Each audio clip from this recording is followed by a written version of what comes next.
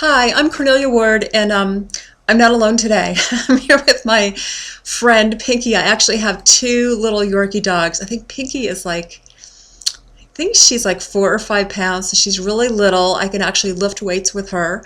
Um, and she's joining me today because I'm going to add a part two to yesterday's video about success tips for using essential oils. And today I'm just going to give you two more. And the first one actually has to do with my buddy Pinky here.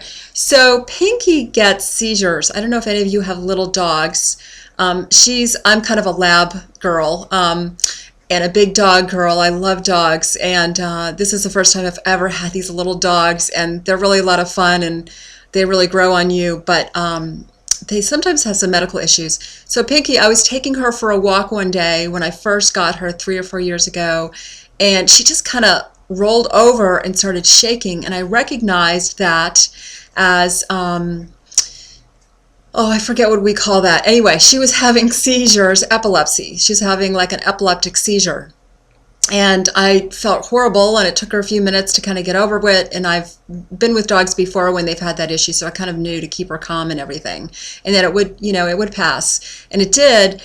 And what I didn't have when we were growing up, our dog, a German short-haired pointer, when I was a kid growing up in Connecticut, Heidi, she used to get seizures all the time, and she used to have to take these powerful drugs. And I was like, well, Pinky's little, I really don't want her to be taking these powerful drugs. So this valerian essential oil, I discovered that you can use just a little bit of it, and you mix it with oil, like vegetable oil even, and I put it on her feet every morning and every night, and she actually hasn't had a seizure unless I forget to do it on a day. She hasn't had a seizure for like 3 or 4 years, ever since I first got her. So, of course, you're going to want to talk to a naturopath type of vet. But anyway, that's just a great first thing. So she's a lot happier, and you can't even see her eyes. She's kind of having a bad hair day. Anyway, so that's tip number one, is consider using essential oils as a gentle way to help your pets with their particular health issues. And then tip number two actually has to do with in back pain. I use this essential oil called Relieve It, and it's a combination of several oils, and I used it a while back when I tend to over-exercise, and so I use a hydroculator, and I warm that up, and then I press that up against my back along with the Relieve It, and it actually reduces and gets rid of back pain just amazingly. So tip number two would be, consider using it for your own healthcare needs when things come up. So those are the two tips for using essential oils for health-related issues.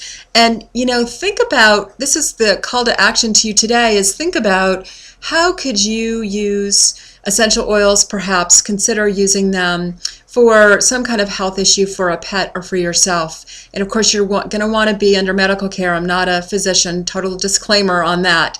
But consider, just a more gentle approach. I have found it to be really successful in my life and my pets' lives in a lot of different ways. And you can find more information about essential oils on my website, goforwardfearlesslybook.com/essential oils.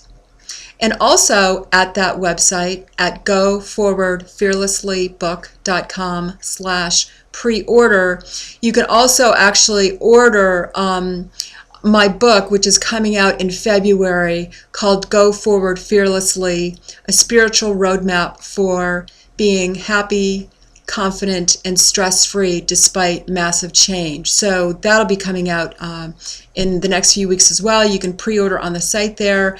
I hope that this information was helpful. I hope you have a pet to hang out with as well, just like I do. And have a great weekend. Take care.